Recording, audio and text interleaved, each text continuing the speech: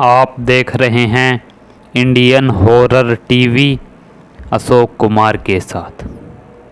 तो दोस्तों, आपको कैसा लगे कि एक सुनसान हाईवे पर एक अनजान आदमी आपसे लिफ्ट मांगे और आपको एक ऐसे शॉर्टकट के बारे में बताए जो कि आपकी जान का दुश्मन बन जाए। तो आज की घटना मेरे साथ घटी। मेरा नाम रामलाल है और मैं पेशे से एक ट्रक ड्राइवर हूँ। एक बार की बात है कि मैं अपने मालिक से 3-4 दिन की छुट्टियाँ मांगने के लिए उनके पास गया। दरअसल मेरे लड़के का विवाह था और मैं शादी के लिए छुट्टी मांगने जा रहा था। मैं अपने मालिक के पास गया और उनसे कहा कि मालिक, मुझे 3-4 दिन की छुट्टी चाहिए। मेरे मालिक ने मुझे देखा और कहा कि छुट्टी तो मैं तुम्हें दे दूँगा, परंतु तुम्हें आज रात ही एक माल सप्लाई करना है जो कि झारखंड में तुम्हें जाना है। ऐसा कहकर वह मेरी ओर देखने लगे। मैंने कहा कि मुझे अपने बेटे की शादी में अर्जेंट जाना है। तो मेरे मालिक ने कहा कि बस 7-8 घंटे का ही काम है, उसके बाद मैं तुम्हें 5 दिन की छुट्टी दे दूँगा। मालिक के मुंह से 5 दिन की छुट्टी की बात सुनकर मैं और कुछ नहीं बोला और सीधा हाँ में गर्दन हिला दी। तकरीबन गाड़ी लोड कराते हुए हमें 10 बज गए थे। मेरे साथ मेरा खालसी नरेंद्र भी था। हम दोनों ट्रक में बैठे और मैंने ट्रक स्टार्ट किया और हम वहाँ से निकल गए। 10:30 हो गए थे रात के तकरीबन और हाईवे में इक्का दुक्का गाड़ियाँ ही चल रही थी, इसीलिए मैंने ट्रक को फुल स्पीड में भगा रखा था। हम कुछ दूर आए ही थे कि हमें दूर से ही एक आदमी हाथ हिलाता हुआ नज़र आया। वह ट्रक को रुकवा रहा था।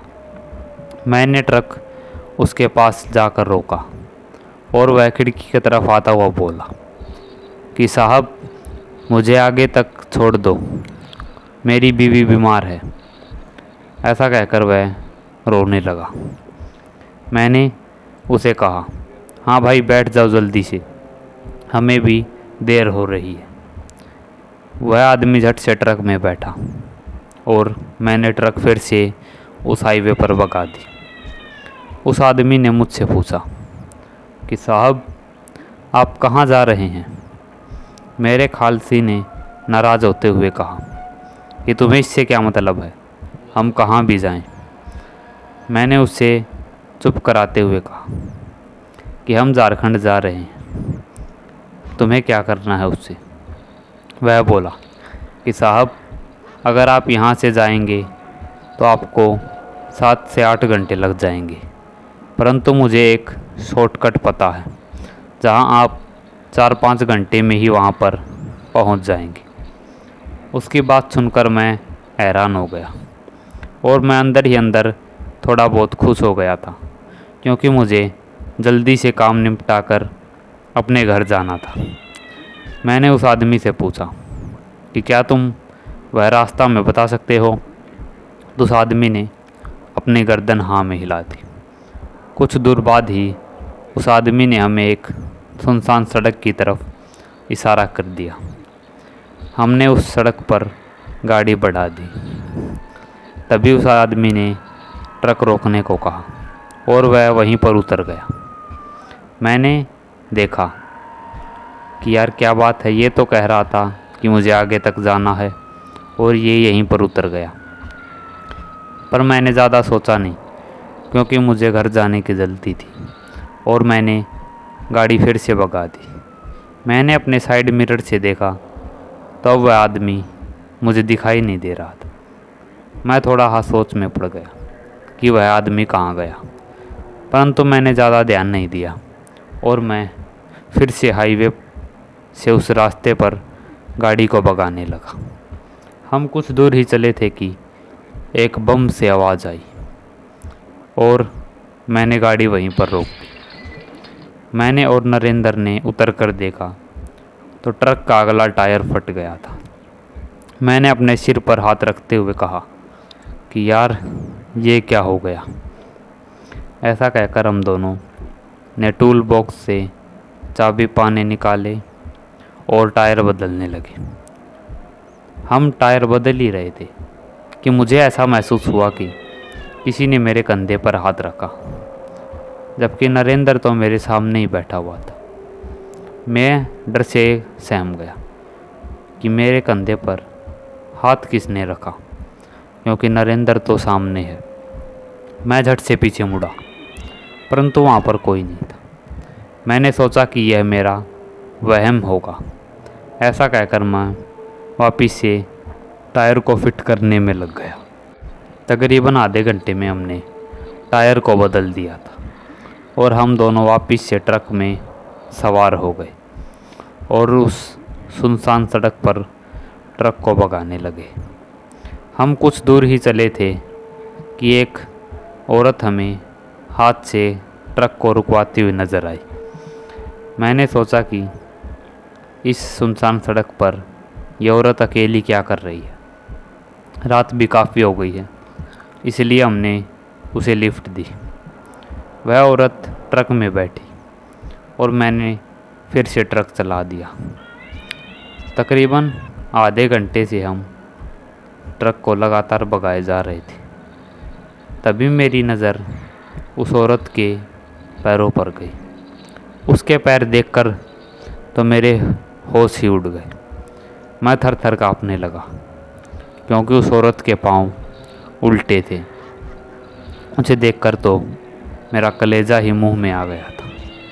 मैंने आंखों से इशारा किया नरेंद्र की तरफ और कहा कि इसके पाँव देखो, परंतु नरेंद्र मेरा इशारा समझा नहीं और वह फिर से पूछने लगा कि क्या कह रहे हो। मैंने अपनी आंखों के इशारे से फिर से उसे कहा। जैसे ही नरेंद्र ने भी उसके पाँव देखे तो उसके भी होश ठंडे हो गए थे। वह भी थर थर काँपने लगा था और मेरी तरफ डरी सहमी नज़रों से देखने लगा। हम दोनों की हालत अब बहुत बुरी हो गई थी। हम दोनों लगातार उस औरत की तरफ देखे जा रहे थे। मुझे ऐसा महसूस हुआ कि हमारी मौत यहीं पर निश्चित है। वह औरत लगातार सामने की तरफ ही देख रही थी, वह हमारी तरफ नहीं देख रही थी।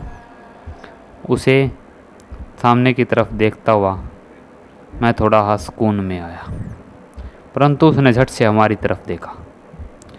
वह जैसे ही हमारी तरफ देखने लगी कि मेरा बैलेंस बिगड़ा और ट्रक मेरे काबू से बाहर हो गया। वह इधर उधर डगमगाने लगा।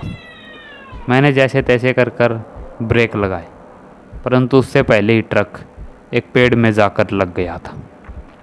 सामने के शीशे में दरार आ गई थी और जब मैंने अपने पास बैठी उस औरत की तरफ देखा तो अब वह औरत वहाँ पर नहीं थी।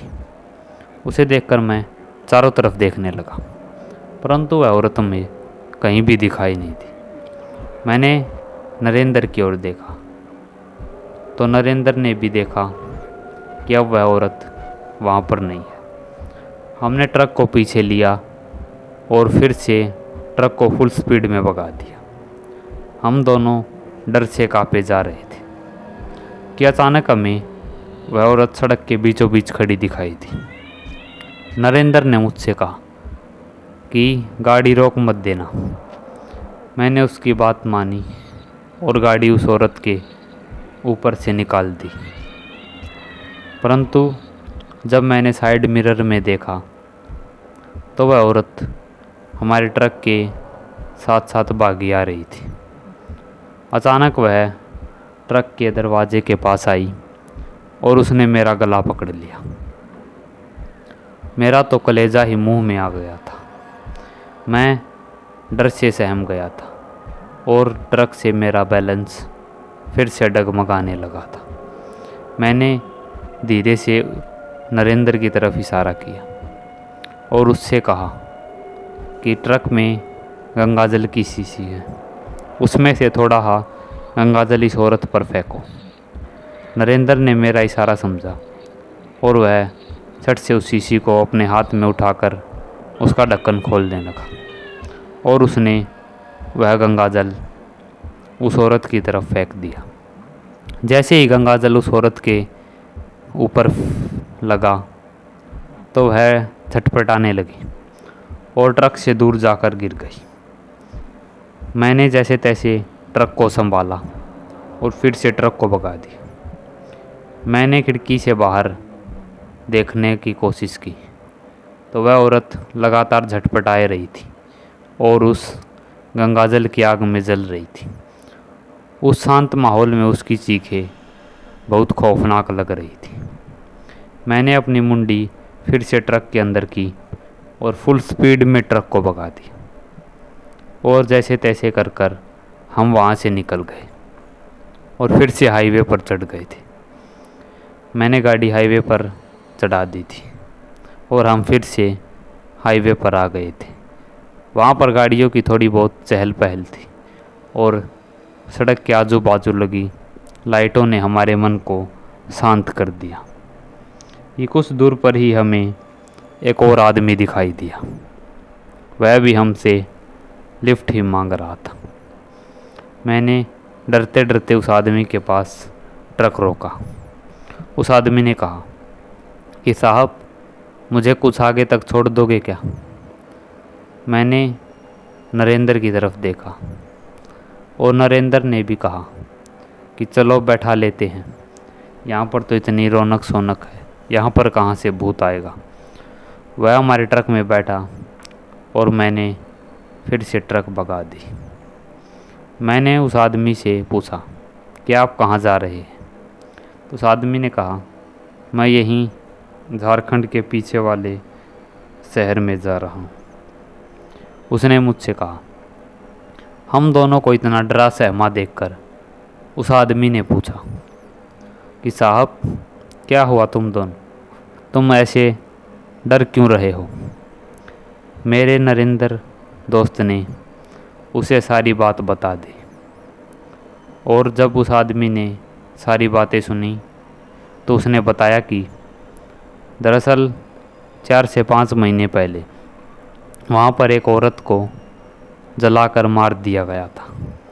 कुछ वहशी दरिंदों ने अपनी हवस के रहते हुए एक मासूम लड़की को अपनी हवस की प्यास बुझाने के लिए वहाँ पर कैद कर दिया और अपना काम निकलते ही उसे वहीं पर जलाकर मार दिया। तभी मानना है कि लोगों का कि वह आते जाते सभी ट्रक गाड़ी वालों को दिखाई देती है। तभी से उस रास्ते को बंद कर दिया गया था। परंतु आप लोग वहाँ पर क्यों गए? तभी हमने बताया कि हमें एक आदमी मिला था आपसे पहले, उसने हमें उस शॉर्टकट की तरफ बताया। वह आदमी सुनकर हैरान हो गया कि तुम्हें इस रास्ते के बारे में आखिर बता कौन सकता है। मैंने उस आदमी से कहा, चलो छोड़ो अब इस बात को, जो हो गया वो हो गया। ऐसा कहकर मैंने ट्रक को वापस से सामने की ओर देखा और ट्रक को फुल स्पीड में भगा दिया। कुछ दूर जाकर मैंने उस आदमी को नीचे उतारा और हम फिर से झारखंड की तरफ अपनी फैक्ट्री की तरफ जाने लगे। तकरीबन 2 से 3 का टाइम हो गया था और हम फैक्ट्री पहुंच गए थे और हमने सामान को उतरवा दिया था। परंतु मैं और मेरा खालसी नरेंद्र, हम दोनों तो उसी हादसे के बारे में सोचे जा रहे थे और अंदर ही अंदर कांपे जा रहे थे कि आज हमारे साथ ये क्या हुआ। हमने अपनी ज़िंदगी में पहली बार ऐसे डर का अनुभव किया था। इस डर को हम ज़िंदगी भर नहीं भुला पाए और हमने रात में ट्रक चलाना ही बंद कर दिया। हम बस 9-10 बजे तक ही रात में ट्रक चलाते थे। उसके बाद हम घर पर वापस आ जाते थे। तो दोस्तों आज की कहानी में बस इतना ही। आप देख रहे हैं इंडियन हॉरर टीवी। वीडियो अच्छी लगी हो तो लाइक कमेंट और शेयर कीजिए। अगर चैनल पर नए हैं तो चैनल को सब्सक्राइब कीजिए। जल्द ही मिलते हैं एक और डरावनी और खौफनाक कहानी के साथ। तब तक के लिए देखते रहिए इंडियन हॉरर टीवी।